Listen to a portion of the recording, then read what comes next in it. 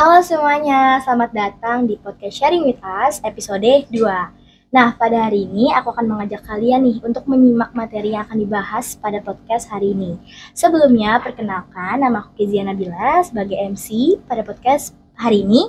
Dan kita kedatangan narasumber yang keren banget, memiliki segudang prestasi, yaitu Kak Jordi. Halo Kak. Hai. Nah, Kak Jordi ini tuh mempunyai prestasi yang akan aku bacakan.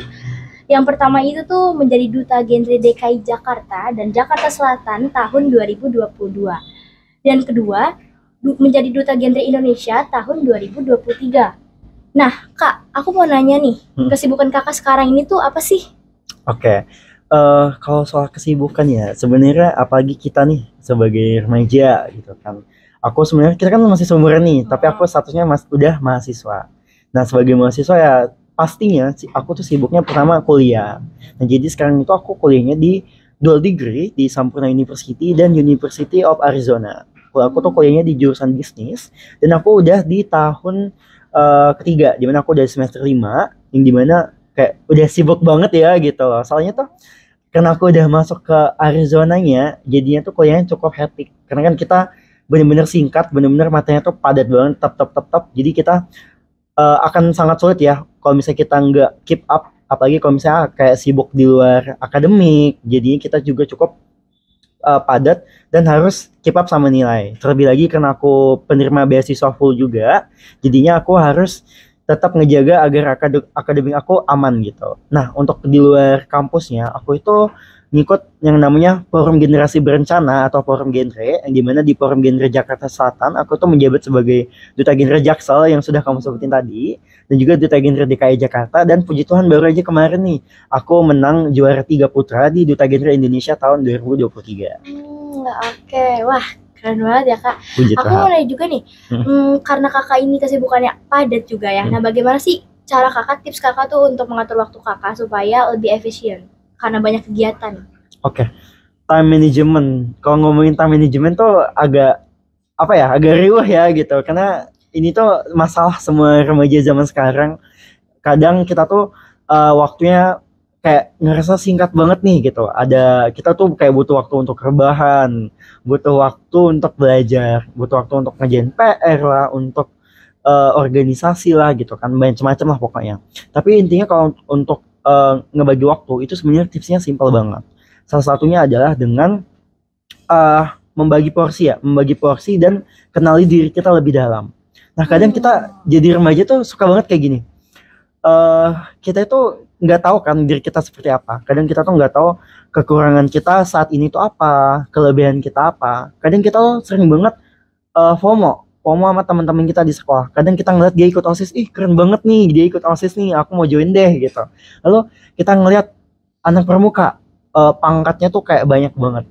Aku mau join pramuka deh, aku pengen dapat bantara, pengen dapat ini gitu kan. Jadinya FOMO. Tanpa kita melihat bahwasanya kita tuh punya tanggung jawab di rumah dengan orang tua, punya tanggung jawab untuk nilai yang bagus di sekolah, punya tanggung jawab untuk mengejar cita-cita kita gitu ya kan. Jadi kita kurang dalam porsi pembagian waktu. Nah, makanya penting banget untuk kenal diri kita. Saat ini kita tuh kayak kekurangan kita tuh di bagian mana. Contohnya kalau misalnya rumah kita tuh jauh dari sekolah, otomatis kita mobilisasinya akan cukup sulit kan.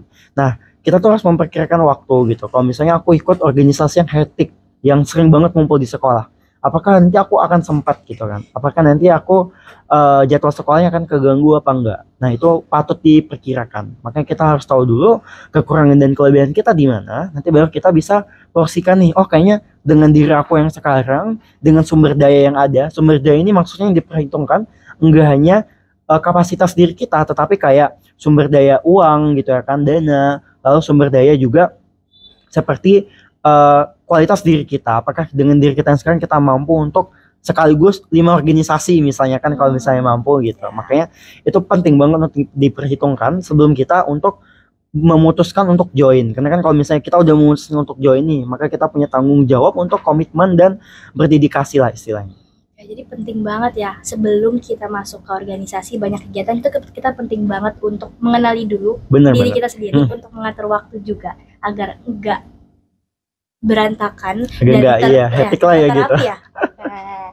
Oke Kak, sebelum kita masuk ke dalam topik utama, aku mau nanya juga ke Kakak, karena tadi berhubungan juga nih tentang time management, dimana kita tuh harus bisa mengatur waktu dengan baik.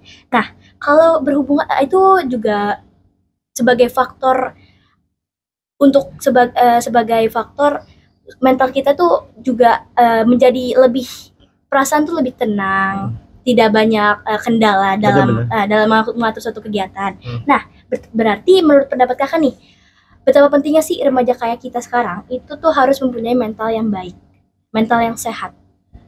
Sebenarnya definisi mental yang sehat tuh adalah dimana kita dapat merasa tenang di setiap saat ya gitu. Nah, penting apa enggaknya tentu saja penting dong gitu. Namanya aja udah sehat gitu kan. Kita semua wajib sehat maupun jasmani maupun rohani begitu. Nah, tetapi bagaimana sih cara mengelolanya, apalagi untuk kita kayak anak SMA gitu atau anak kuliah. Karena kan apalagi untuk di ibu kota nih, kayak pressure-nya tuh gede banget. Entah apalagi untuk anak rantau ya, dia datang jauh-jauh ke ibu kota, pasti pressure-nya adalah untuk sukses, untuk membahagiakan orang tua yang ada di kampung halamannya lah begitu. Nah, lalu gimana sih cara kita maintain mental ini gitu? Sebenarnya banyak banget caranya. Salah satunya tadi kan time management tuh, agar kita dapat memiliki apa ya, kayak membagi porsi waktu gitu. Jadi harus ada porsi untuk akademik dan non akademik serta untuk diri kita sendiri. Nah, itu penting banget, atau quality time ya. Nah, quality time ini penting banget juga untuk diri kita. Entah kita melakukan hobi atau kita istirahat gitu kan. Apalagi zaman sekarang ada remaja yang hobinya tidur gitu. Tidur yang merupakan kebutuhan jadinya hobi gitu kan. Kayak memang tidur tuh asik banget sih. Apalagi untuk kita yang kalau kuliah tuh kan kadang hectic banget ya. Kita pengennya tidur mulu gitu loh. Pada muka bantal ya semuanya. Nah, jadi quality time tuh sepenting itu. Apalagi kalau misalnya ada anak yang dia tuh organisasinya baik banget, sehingga kadang hobinya tuh ketinggalan. Kayak misalnya dia tuh sebelum join organisasi atau sebelum masuk kuliah tuh hobinya berenang, hobinya main games atau Mobile Legends lah ya gitu. Tetapi ketika dia sibuk, hobinya tuh mulai ketinggalan. Nah, nanti tuh ada suatu titik di mana dia tuh akan stres. Kayak dia ngerasa ada yang kayaknya ada yang aneh deh sama diri aku. Pasti akan ada di fase itu nantinya. Gimana itu adalah tanda-tanda dia tuh kekurangan waktu untuk dirinya sendiri atau kurangnya self love ya istilahnya. Nah, makanya penting banget untuk kita itu membagi porsi waktu agar ada waktu untuk kita sendiri, ada waktu juga untuk kita istirahat gitu. Apalagi kita kan manusia, kadang kita ketika banyak energi tuh sering banget kayak aku mampu kok gitu kan, aku banyak organisasi, aku bisa lah gitu kan. Tapi sebenarnya di belakang tuh kita pasti ngerasa capek gitu, ngerasa overwhelming, ngerasa overthinking, karena itu udah melanggar batasan diri kita. Nah, makanya mental yang sehat itu wajib untuk dimiliki, salah satunya dengan cara spend waktu untuk diri kita sendiri serta memiliki quality time yang mumpuni lah gitu. Oke, berarti mental yang sehat tuh sangat diperlukan sekali, karena itu juga bakal berpengaruh sama perilaku kita untuk melakukan kegiatan ya, di sekolah ataupun di luar juga, di kampus gitu ya kan. Oke, benar. Oke, terima kasih Kak atas penjelasannya. Nah, selanjutnya kita bakal masuk nih ke dalam pertanyaan-pertanyaan. Nah, sebelumnya OSIS PK 78 itu mengadakan suatu program kerja, itu Teras 78. Wih, apa tuh, keren banget. Artinya itu adalah tentang remaja sehat 78. Nah, di mana di sini tuh kita melakukan kegiatan namanya itu One Box 1000 Hopes. Nah, jadi itu merupakan di mana siswa-siswi itu menyalurkan, menuangkan cerita, keluh kesah mereka, pertanyaan ya, benar gitu. Tentang kesehatan mental di Post-it. Nah, kita juga mengambil pertanyaan-pertanyaan tersebut dan kita bakal bahas juga di podcast kali ini. Wah, unik banget ya. Nah, untuk pertanyaan pertama kita akan udah ada ya nih. Udah ada nih. Aku bakal bacain dulu nih dari salah siswi ya. Aduh, beratnya kayaknya. Okay. Curhatan remaja SMA ini ceritanya. Cerita sih Kak. Cerita. Aku adalah anggota organisasi yang gak pernah direstuin sama orang tua. Aku gak pernah marah sama mereka. Aku selalu nyari cara agar aku gak membenci atau marah sama mereka. Aku gak mendengarkan mereka karena hidup aku. Yang pilih aku bukan orang tua. Orang tua seharusnya kasih support ke anak, bukan menuntut. Nah, pertanyaan di sini. Menurut Kakak nih, pendapat Kakak itu mengenai seorang anak yang ingin menggapai sesuatu, seperti masuk ke organisasi juga, tetap yang ia inginkan, tetapi justru orang tua dari anak tersebut itu tidak mendukung. Bagaimana nih pendapat Kakak terkait pasal tersebut? Waduh, itu berat dan relate banget sih ya. Karena orang tua tuh kan sering banget kita ketemu di rumah ya gitu. Jadi kalau misalnya dia udah nggak ngerti sesuatu tuh pasti feel-nya kayak aduh beda banget nih gitu kan. Apa ya? Memang itu tuh banyak banget sih terjadi sekarang ya. Dan dengan terjadinya hal itu tuh kadang kita, walaupun kita tadi kan ceritanya dia maksa tetap ikut ya gitu. Kadang ada di lubuk hati kita terdalam tuh tetap ngerasa nggak tenang gitu ya. Nggak tenang nih karena ya kita jengkel gitu kan. Harusnya tadi kan dia sudah bercerita nih bahwasanya dia inginnya harusnya disupport sama orang tuanya, totonya malah dituntut gitu kan. Entah tuntutannya harus jadi dokter, harus jadi apa gitulah. Nah, sebenarnya ada dua point of view sih gitu kan. Kalau misalnya dari sisi orang tuanya dulu ya. Kalau dari sisi dari orang tuanya, paling dari orang tuanya itu pasti dia menginginkan yang terbaik lah untuk anaknya gitu ya kan. Entah pengen anak-anak itu menggapai cita-cita, makanya dia mikir organisasi kayaknya fun-fun doang deh, kayaknya nggak ada gunanya deh gitu kan. Apa ya, kayak orang tua baby boomers banget lah kalau yang mikir kayak gitu ya. Tapi mungkin dari orang tuanya itu perlu pemahaman juga terhadap organisasi anaknya ini, karena nggak semua organisasi itu useless gitu. Contohnya apa ya, karena organisasi itu adalah kayak metode kecil untuk kita berlatih di dunia pekerjaan nanti. Nah, karena untuk anak-anak atau remaja yang nggak punya skill organisasi, kadang tuh nanti ketika dia kuliah lalu dia terjun ke dunia kerja, itu tuh kadang pasti dia culture shock banget gitu kan, karena dia belum terbiasa untuk berinteraksi dengan orang-orang atau teman-teman tapi dalam lingkup profesional, tidak terbiasa untuk apa ya, kalau di dalam dunia kerja itu kan beda banget ya dalam pertemanan, entah ada yang sikut-sikutan, ada yang ngegibahin di belakang gitu ya kan, untuk ngejatuhin temannya, untuk naik ke posisi yang lebih tinggi lah, atau untuk mendapatkan gaji yang lebih tinggi. Nah kadang nanti kalau misalnya nggak terbiasa dengan hal itu, remaja-remaja ini nanti nggak bisa survive gitu. Ujungnya sering banget nih keluar masuk gonta-ganti pekerjaan, atau nanti ngaruhnya ke mentalnya gitu. Nah makanya dari orang tua ini pun perlu pemahaman tersendiri gitu, bahwasanya organisasi itu ada dampak positifnya loh kalau misalnya tidak dilakukan secara berlebihan. Karena apapun yang dilakukan secara berlebihan itu pasti nggak baik kan istilahnya. Nah lalu untuk dari sisi remajanya, sebenarnya dari remajanya ini, apalagi kalau misalnya statusnya dia udah SMA ya gitu. Kalau misalnya dia udah SMA, itu sebenarnya memang masa dimana dia untuk menentukan masa depannya ingin seperti apa gitu. Nah, remaja SMA ini tuh sebenarnya dia bener banget udah melakukan hal itu. Dia tegas kepada orang tuanya. Sesekali tuh kita tegas sama orang tua tuh boleh banget loh gitu. Karena memang perlu gitu. Kita harus punya pendirian sebagai calon-calon apa ya? Calon-calon bangsa di masa depan lah gitu kan, bangsa sukses di masa depan.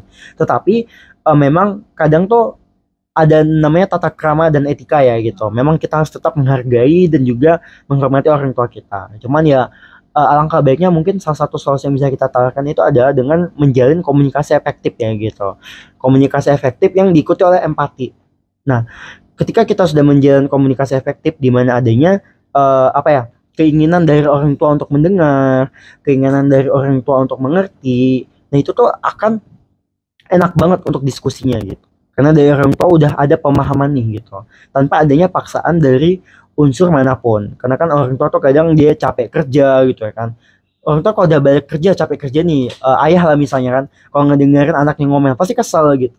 Nah makanya kita sebagai anak tuh harus cari timing yang bagus juga gitu. Ngelihat dulu nih orang tua kita lagi capek apa enggak, lagi stres apa enggak gitu. Nanti barulah diajak ngomong, diajak pengertian lah gitu. Apa hubungannya organisasi kamu ini dengan hobi ataupun dengan apa ya yang ingin kamu jadi di masa depan begitu. Itu sih kalau dari aku. Oke, berarti sebelum orang tua itu tidak mendukung atau mensupport mengklaim duluan, itu harus ada komunikasi. Iya, benar banget. Komunikasi dengan anaknya, dengan waktu atau hari, dengan waktu atau yang baik, yang sesuai, dan juga anaknya itu memberi penjelasan yang jelas, efektif, ada dampak positifnya nih, di mana dia kalau masuk organisasi seperti apa untuk masa depan dia. Benar banget. Oke, terima kasih Kak atas penjelasannya. Baik, lanjut lagi untuk pertanyaan kedua. Jika ada suatu hujatan, apakah hal yang harus dilakukan dengan meresapi hujatan tersebut atau mengabaikan perkataannya? Jadi apa yang harus kita lakukan nih jika kita mendapatkan hujatan buruk yang kita terima dan berlangsung secara terus-menerus dan juga mungkin bisa berdampak pada kesehatan mental kita sendiri, Kak? Pasti sih, pasti. Apalagi hujatan tuh kan istilahnya omongan negatif tentang diri kita ya, entah itu benar ataupun enggak. Nah makanya kadang hujatan ini pun bentuknya tuh enggak hanya ejekan secara offline atau langsung ya gitu, entah di kelas atau di sekolah, tapi yang paling banyak dan paling sering ditemukan tuh biasanya di sosial media gitu, entah di sosial media Instagram atau Twitter. Nah itu yang paling sering biasanya. Nah lalu sebenarnya ya kita tuh memang apalagi kalau kita sering banget nih scroll sosmed, kadang kita tuh selalu gatal nih untuk ngebaca gitu kan, gatal banget nih kayak aku pengen ngebaca deh komennya apa sih yang orang pikirkan tentang apa yang aku post gitu kan, yang dimana itu tuh malah ujung-ujungnya negatifnya ya. Itu tuh bikin kita kayak takut lah, insecure, atau kita overthinking karena kata-kata orang tanpa kita tuh mikirin dulu ini tuh bener gak sih sebenarnya. Nah makanya penting banget kemampuan berpikir kritis ya dari diri kita sendiri gitu. Kenapa? Karena sebenarnya apa yang orang omongkan gitu kan, what people say about us itu nggak define apa diri kita gitu. Jadi kayak apapun yang orang omongkan, kalau misalnya diri kita nggak ngerasa, berarti itu nggak benar gitu. Makanya juga penting banget kemampuan untuk introspeksi diri, entah dari konten yang kita post nih misalnya, ini point of view-nya jika secara sosial media ya gitu, misalnya dari konten yang kita post, entah konten kita tuh misalnya dihujat karena kita menyinggung orang lain, atau misalnya informasi yang kita sebarkan itu tidak benar, atau misalnya konten yang kita apa ya post itu terlalu berlebihan gitu kan, makanya jadinya hujatan lah bagi orang lain. Nah makanya penting juga untuk diri kita introspeksi diri, apakah ini tuh baik untuk di post apa tidak, karena kan ya be mindful lah ya dalam menggunakan sosial media. Jadi penting banget untuk men-share hal-hal yang positif dan juga menghindari konten-konten yang sensitif lah gitu kan, karena kan banyak banget contohnya sekarang itu ada isu-isu kayak Palestina dan Israel gitu kan. Kemarin aku baru ingat ngebaca Selena Gomez kalau nggak salah. Nah Selena Gomez itu dia tuh kalau nggak salah ada apa ya miskonsepsi atau salah point of view dari netizennya, jadi dia dihujat gitu kan, sampai dia ngepost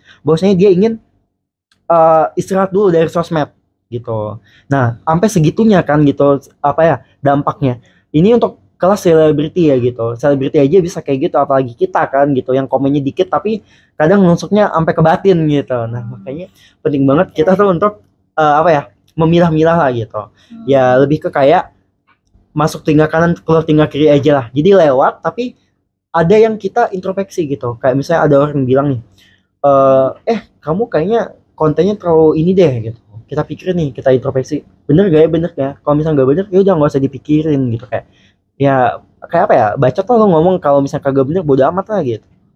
Ya, jadi tuh penting banget ya cara kita untuk menghadapi hujatan itu. Sebelumnya itu kita juga harus introspeksi diri dulu, dan kita juga harus percaya sama diri kita. Belum tentu yang dibilang orang itu benar tentang diri kita. Apalagi aku ketika menjabat jadi duta genre ya.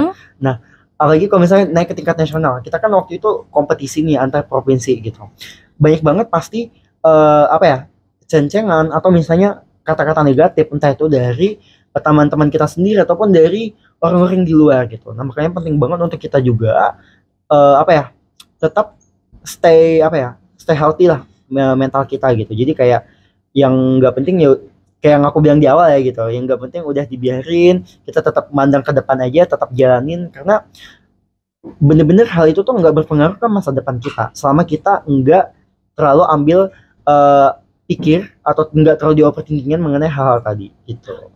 Penting banget. Jadi kita harus introspeksi diri juga penting, tapi kita juga nggak boleh asal menerima perkataan buruk dari orang lain karena itu belum tentu benar untuk kita, tapi juga bisa malah untuk kritik dari mereka untuk kita agar lebih menjadi diri lebih baik di kemudian hari. Oke, berarti kepercayaan diri juga penting ya kak, harus dimiliki oleh seseorang. Penting banget nih. Karena kalau apa ya, kalau kita misalnya nggak pede juga gitu, baik banget nih kayak apa ya, kita tuh di zaman sekarang tuh sering banget kayak nemu IG tapi kosong. Ya kosong, terus isinya fotonya profil pun kadang foto kucing gitu kan, foto anime gitu. Nah itu tuh adalah salah satu indikasi kadang kita tuh nggak pede untuk ngepost foto kita gitu ya kan. Padahal mah kayak apa ya, bodo amat aja, itu kan sosmed kita gitu ya kan. Selama yang kita post itu nggak menyakiti orang lain ya nggak apa-apa, pede aja lah gitu. Orang juga kayak tujuan sosmed itu aja kan untuk mengekspresikan diri gitu. Jadi ekspresikanlah dirimu sesuai dengan yang kamu mau gitu, sesuai dengan yang kamu suka. Jadi jadi diri sendiri, Iya, jangan jadi menjadi sendiri diri aja orang lah. lain. Oke, terima kasih Kak atas penjelasannya. Selanjutnya kita akan Iya, ada lagi. masuk dalam pertanyaan ketiga. Hmm. Nih, bagaimana cara menghindari rasa cemas yang berlebihan atau people pleaser? Jadi apa yang harus kita lakukan untuk mengurangi kecemasan berlebih, gangguan kecemasan berlebih, dan juga perilaku kita yang menjadi people pleaser. Oke, people pleaser ya. Aduh, ini bahkan aku kadang juga ada di posisi people pleaser. Karena begini, kadang kita tuh sering banget kayak hangout sama teman gitu kan. Hangout sama teman nih misalnya. Hangout sama teman, terus kita lapar nih, pengen nyari makan. Kadang kita nanya, mau makan di mana nih? Mau makan apa ya gitu. Kadang semuanya ngikut doang. Ngikut, ujungnya sampai diem berjam-jam kagak makan. Itu kan ciri-ciri people pleaser kan, karena pada nggak mau nentuin yang apa yang kita mau gitu. Entah karena takut teman kita nggak suka atau takut nggak sesuai apa yang mereka ekspektasiin lah gitu. Nah itu adalah contoh paling umum ya gitu, yang paling sering terjadi gitu. Tapi cara ngatasnya tuh gimana? Sebenarnya ini tuh kembali lagi ke komunikasi kita tadi. Kalau misalnya kita mengkomunikasikan semuanya itu dengan bahasa yang tepat, mengkomunikasikan dengan empati gitu ya kan. Orang-orang tuh pasti akan paham gitu apa yang kita maksud gitu. Sehingga tidak adanya terjadi miskomunikasi. Nah, kadang banget kita tuh cemasnya itu ada kalau misalnya nanti aku nanti kalau nyampein ini bener gak ya gitu. Aku nanti kalau misalnya ngelakuin ini nanti bagus gak ya gitu. Kadang kita tuh berputar di lingkaran setan ini doang gitu.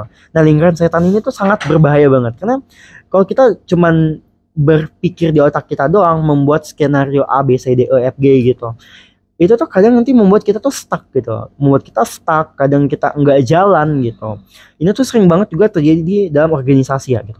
Kadang kalau kita ingin membuat sebuah program untuk sebuah organisasi, tapi kita takut kadang ketika paparkan kepada teman-teman anggota kita, mereka tuh kadang takutnya nggak setuju, takutnya programnya nggak sukses gitu kan, karena kan ini programnya contohnya kalau di OSIS kan untuk semua siswa-siswi di satu sekolah gitu. Kalau misalnya di genre tingkat provinsi DKI misalnya, itu programnya pasti untuk remaja di seluruh DKI Jakarta. Nah makanya itu tuh akan benar-benar berpengaruh banget. Dimana kadang salah satu hal yang membuat kita cemas juga itu adalah burden atau ekspektasi ataupun tanggung jawab yang gede itu. Nah, cuman salah satu tipsnya itu adalah tadi selain komunikasi dan empati juga penting banget untuk diri kita untuk mengelola emosi dan mengelola stres. Kenapa? Kadang emosi kita tuh sering muncul banget berlebihan. Kadang kita suka stres berlebihan gitu. Nah, salah satu solusinya itu adalah dengan mengelola emosi dan mengelola stres. Nah, kenapa? Kadang kalau kita misalnya terlalu people pleaser nih gitu, kadang-kadang dikit-dikit minta maaf gitu, dikit-dikit kita nggak bisa ngasih tahu apa yang kita mau gitu kan, kayak kita tuh ingin nyenengin orang lain aja gitu. Nah itu tuh karena kadang kita tuh nggak punya secara nggak langsung kita tuh kadang sangat melanggar batasan diri kita gitu. Nah itu adalah salah satu solusi yang dapat kita terapkan, itu dengan menetapkan batasan diri kita yang ketat gitu kan, kasih boundaries yang tebal nih gitu, kayak kalau misalnya kayak gini aku nggak boleh minta maaf gitu, kalau misalnya kayak gini aku harus menghargai diri aku gitu, karena orang people pleaser tuh dia nggak menghargai diri dia sendiri gitu. Jadi kita harus tegas nih sama diri kita, kayak diri kita tuh perlu juga loh dihargai. Kayak capek nggak sih kayak selalu nyenengin orang lain, kan kayak capek gitu lah. Lebih baik kayak itu tadi di awal aku selalu bilang kayak kita perlu ngebagi waktu untuk diri kita sendiri. Nah ini tuh tujuannya agar kita bisa refleksi, bisa berkaca juga gitu. Kita bisa berkaca kayak kayaknya aku kalau contohnya kayak gini deh kasusnya. Kayaknya kemarin aku kalau misalnya di dalam organisasi kadang aku suka kecapean, kayaknya aku terlalu banyak kerjanya deh. Kalau misalnya ada teman aku yang gak kerja, kayaknya selalu aku deh yang ngerjain. Kayaknya aku harus bikin batasan agar teman-teman aku sadar bahwasanya mereka tuh harus menghargai aku gitu. Nah itu tuh penting banget. Kita harus tegas sama orang lain. Karena kalau misalnya tempat itu udah terlalu toxic sama diri kita gitu, kita harus keluar gitu. Karena percuma ngegenggam tali yang kuat banget, sementara tali itu tuh mau menarik diri gitu, nanti ujung-ujungnya tangan kita doang yang luka gitu kan. Makanya kita harus aware lah sama hal yang kayak gitu. Oke, berarti harus banget kita untuk mengelola emosi dan juga stres. Dan juga penting banget sih ada waktu buat diri sendiri biar kita bisa introspeksi diri juga. Bener banget. Biar kita bisa keluar dari zona nyaman, bisa dibilang ya Kak. Bener banget. Seperti itu. Oke, terima kasih Kak atas penjelasannya. Selanjutnya Ke pertanyaan selanjutnya, aku mau baca nih dari Rame ya curhat ya. Iya. Wah, sangat antusias sih mereka Kak dalam Bagus berarti melakukan programnya. dalam kegiatan penulisan ini. Oke. Aku tidak memiliki keluarga yang harmonis. Aku terbiasa tertekan dengan keadaan sehingga aku pun ikhlas dengan semuanya. Aku terbiasa mendengar kata-kata teriakan maupun perilakuan yang buruk di rumah. Tapi aku tak apa. Aku bisa mencari kebahagiaan di luar seperti sekolah. Tidak ada yang tahu ceritaku. Mereka memandangku seperti orang yang selalu ceria. Tapi justru aku senang dengan hal itu, walaupun keadaan berbalik. Karena apa yang mereka pandang sesuai impianku, walaupun hanya pandangan orang, bukan kenyataan. Oke, jadi solusi kakak, jika ada seseorang siswa atau siswi yang memiliki dua kepribadian yang berbeda, dia bisa mengekspresikan perbedaan di lingkungan sekolah dan juga di rumahnya nih. Sebaliknya di rumahnya itu mungkin di sekolah dia selalu ceria, tapi di rumah dia mungkin suka sedih dan nggak mau menunjukkan itu ke orang lain. Nah, bagaimana sih solusi kakak ketika ada seseorang remaja yang memiliki kondisi seperti ini? Kalau dari aku berat sih kasusnya, karena ini jujur relate banget. Benar, aku juga sering ketemu dengan teman-teman yang kayak gini gitu. Dan ini tuh menurut aku bisa dilihat loh tanda-tandanya kayak gimana. Karena aku pernah baca fakta-fakta psikologi gitu. Kalau misalnya kita ada temen yang kalau misalnya lagi ngumpul, hobinya tuh ngelawak mulu, terus suka ketawa, bahkan hal-hal kecil pun dia ketawain. Kadang dia tuh sebenarnya lagi ngerasa kesepian gitu kan. Dia lagi ngerasa kesepian. Ada juga teman-teman kita yang hobinya tuh marah, misalnya apa-apa dikit hal sepele langsung ngegas banget gitu. Nah itu tuh sebenarnya dia butuh didengarkan atau perhatian gitu. Nah makanya sebenarnya kalau dari perspektif aku sendiri ya gitu, aku sih menyebutnya itu lebih ke topeng atau bunglon gitu loh, dalam menyesuaikan diri ya gitu. Jadi kita tuh memang semuanya tuh kita tuh punya sisi sendiri gitu. Waktu ketika kita di sekolah seperti apa, dengan orang tua seperti apa, dengan guru seperti apa, ya itu tuh wajar menurut aku. Kita pasti mempunyai sikap yang berbeda ya gitu. Misalnya topeng lah gitu kan. Tapi itu tuh juga bukan sesuatu yang buruk. Nah, buruk itu ketika hal itu sudah berdampak sangat negatif kepada kita. Nah, contohnya itu adalah yang kasus tadi gitu. Dia di rumah itu mendapatkan perilaku buruk dari orang tuanya, tetapi kalau di sekolah dia happy banget. Nah, itu adalah pertanda di mana si anak ini akan senang jika dia memiliki lingkungan yang suportif. Nah, pasti di sekolahnya itu lingkungannya yang baik, lingkungannya membuat dia senang, makanya dia terbuka. Sedangkan di keluarganya ini lingkungannya toksik gitu, jadinya dia nggak mau terbuka, jadi dia kayak ya stres tegang gitulah kan. Nah makanya solusinya ya mungkin ya, kalau dari aku sebenarnya solusinya itu cukup sederhana sih gitu. Solusinya itu adalah bagaimana dia itu bisa memposisikan dirinya untuk be real gitu kan, be real for yourself, just be yourself itu kepada beberapa orang. Contohnya, kalau misalnya dia nggak bisa be real kepada temannya, kepada bestie, ataupun kepada orang tuanya, dia tuh harus butuh bantuan. Entah dari konselor sebaya contohnya. Contohnya kalau di SMA 78 kan ada PKR Athena. Nah itu dia bisa mengunjungi PKR Athena untuk ketemu dengan konselor sebayanya. Nah jadi dia bisa curhat nih gitu. Nah dia tuh nggak bisa be real karena pasti dia belum menemukan ruang aman dan nyaman untuk cerita masalahnya. Nah makanya dia harus dikasih dulu nih ruang aman dan nyaman untuk cerita. Dia dapat orang yang dia percaya, dia bisa cerita semua hal keluh kesahnya gitu. Jadi semua emosinya itu kekontrol gitu. Nah burden-burdennya itu udah lepas, jadi dia bisa jadi diri dia sendiri lagi gitu, tanpa sifat atau perilaku yang dipengaruhi oleh hal-hal yang secara tidak langsung dipengaruhi oleh dia. Itu biasanya masuknya ke alam bawah sadar kita ya gitu.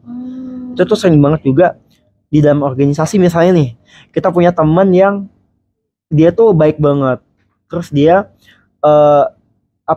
karismatik lah gitu, kerjanya bagus, tetapi karena dia terlalu banyak kerja gitu kan, semuanya dia yang ngerjain, jadinya mendadak dia orang yang ngegas gitu, orangnya suka marah-marah gitu kan. Itu tuh sebenarnya secara nggak langsung tanda bahwa dia tuh capek gitu, tetapi dia yang nggak mengakui gitu. Itu adalah salah satu ciri orang toxic positivity juga ya gitu, karena ya dia tidak bisa melihat sisi negatifnya dan selalu kayak optimis padahal keadaannya tuh sedang tidak baik-baik saja. Oke. Benar. Berarti juga kita tuh kadang tuh butuh tempat cerita. Bener banget. Tempat cerita tuh sepenting itu. Seseorang yang kita percaya untuk mendengarkan kisah kita juga. Bener banget. Ya. Nah contohnya ini apa ya, program kali ini tujuan jadi tempat cerita kan gitu. Contohnya tadi teman kalian yang topeng tadi dia mau cerita nih di sini. Berarti program kalian tuh bekerja loh gitu sebagai tempat cerita. Iya. Oke, benar. Jadi memang seseorang masing-masing orang punya cara sendiri ya Kak, untuk dia tuh mengekspresikan diri dia di lingkungannya itu punya cara sendiri dan bener juga banget. pasti punya tempat ceritanya masing-masing. Iya bener banget. Tempat kepercayaan masing-masing bener, untuk menceritakan. Kalau yang program kamu ini kan ceritanya lewat post-it, bener gak? Iya. Nah kalau misalnya di sama 78 itu kan ada Pikir Atinator. Nah dia tuh ada satu metode cerita yang unik. Nama programnya itu Menari. Nah Menari ini adalah kamu bisa curhat tapi melalui sosial media, melalui story. Nah itu melalui NGL. Nah kalau NGL itu kan anonymous, nggak kelihatan. Nah jadi terbilang lebih aman. Nah ada remaja yang metode curhatnya pengen kayak gitu, pengennya anonymous gitu, nggak jadi ketahui orang lain. Yang dimana itu nggak apa-apa. Yang penting kamu bisa cerita, yang penting bebannya hilang gitu. Sama program kita ya Kak, sama-sama juga bertujuan untuk menjadi tempat cerita keluh kesah untuk siswa itu menuangkan cerita keluh kesah mereka itu di program ini. Oke, terima kasih ya Kak. Selanjutnya kita akan ke pertanyaan selanjutnya. Boleh. Cerita selanjutnya.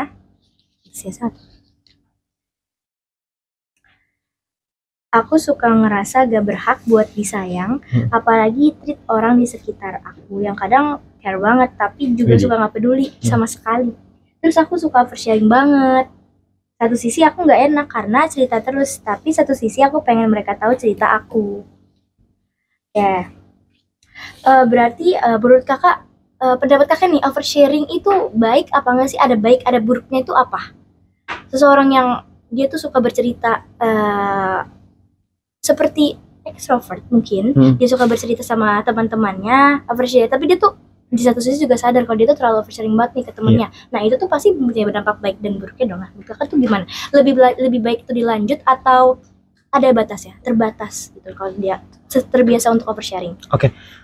Namanya aja udah oversharing, berarti itu udah nggak bagus dong, karena udah over, melebihi batasnya.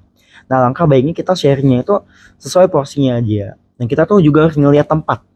Kadang kalau kita mau cerita, misalnya cerita hal-hal yang bersangkutan dengan si A atau si B gitu kan, atau misalnya bersangkutan dengan topik yang terkhusus atau sensitif lah terhadap beberapa jenis orang gitu. Nah kita harus melihat situasi gitu. Apakah kayaknya kita tuh harus lebih kritis istilahnya.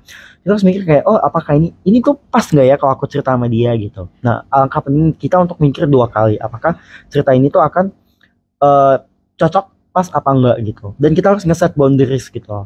Kita harus ngeset kayak membiasakan diri lah untuk membuat alarm di batin kita tuh, kayak kalau misalnya kita lagi cerita, kalau misalnya kita udah ngerasa oversharing, udah langsung cut gitu, langsung selesaiin.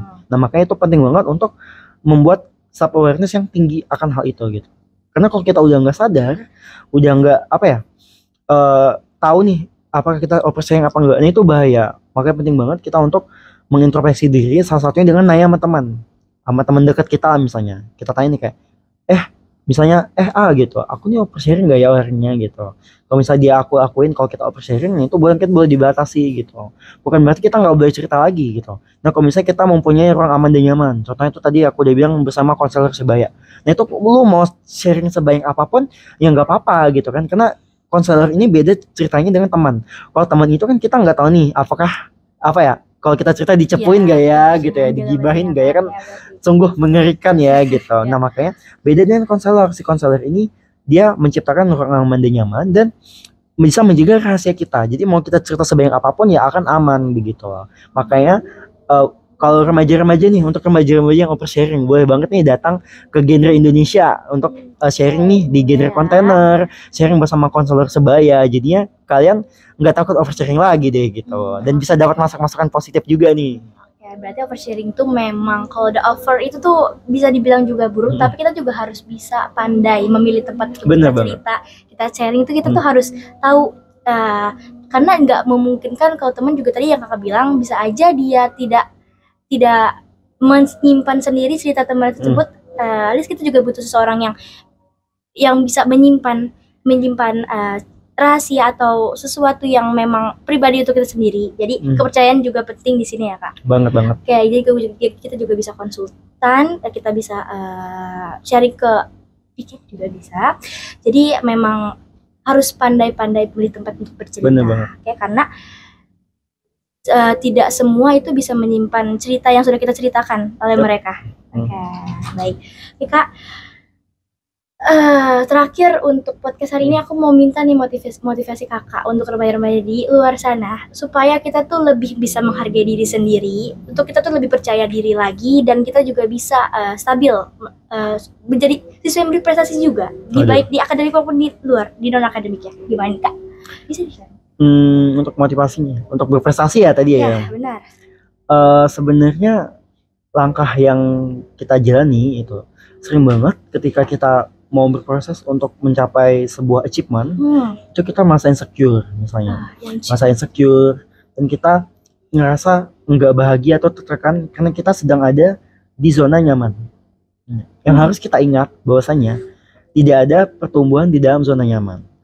Kita harus masuk ke dalam yang namanya zona pertumbuhan, yaitu di dalam zona nyaman tadi. Dan di dalam zona pertumbuhan itu tidak ada rasa nyaman, tidak ada rasa enak gitu. Kita pasti akan merasa tersiksa, kita pasti akan merasa kesel, jengkel gitu. Dan itu baik. Kenapa baik? Karena itu tanda bahwasanya kita sedang bertumbuh. Kita sedang belajar, kita sedang diberikan tantangan untuk diselesaikan. Maka dari itu tuh kita penting banget untuk bersyukur. Kenapa aku bilang bersyukur bukan bahagia? Ya karena apa ya? Bahagia tuh sebenarnya nggak ada gitu. Bahagia tuh adalah kita tuh senang gitu kan. Sebenarnya nggak ada tips bahagia, tetapi ada tips untuk bersyukur. Karena ketika kita bersyukur, itu pasti kita akan senang gitu. Nah makanya dengan adanya senang, dengan adanya rasa syukur dalam diri kita, dengan adanya juga tadi kita senang untuk ada di zona pertumbuhan, bukannya di zona nyaman, maka aku percaya banget remaja di luar sana pasti bisa untuk berprestasi tanpa memikiri head comment dari netizen ataupun kata-kata buruk dari orang lain. Itu aja. Oke, berarti memang penting banget kita remaja ini tuh untuk keluar dari zona nyaman dan juga lebih untuk mencoba hal baru ya Kak. Untuk bisa menggali juga potensi diri lebih dalam lagi. Dan itu juga dapat berpengaruh juga bagi perilaku kita juga sehari-hari nih. Nah, banget ya. Berarti emang harus banget untuk kita tuh paham juga diri kita sendiri. Kepercayaan diri juga penting. Kita nggak usah terlalu memikirkan omongan orang lain yang bertentang kita, tapi kita juga bisa introspeksi diri kita sendiri. Apakah yang sudah benar nih yang dikatakan orang itu atau belum? Kalau misalnya tidak benar, berarti salah, sudut pandang diri itu salah. Jadi kita tuh harus percaya, lebih menghargai diri kita sendiri, dan juga harus punya tujuan di masa depannya. Oke, untuk menjadi lebih baik lagi di masa depannya. Karena yang nentuin masa depan kita ya diri kita bukan orang lain. Jadi jadilah dirimu sendiri, jangan menjadi diri orang lain. Terima kasih Kak Jordi sudah meluangkan waktunya untuk mengisi podcast pada hari ini. Sampai bertemu lagi di podcast Sharing With Us selanjutnya, Japaners. Dadah.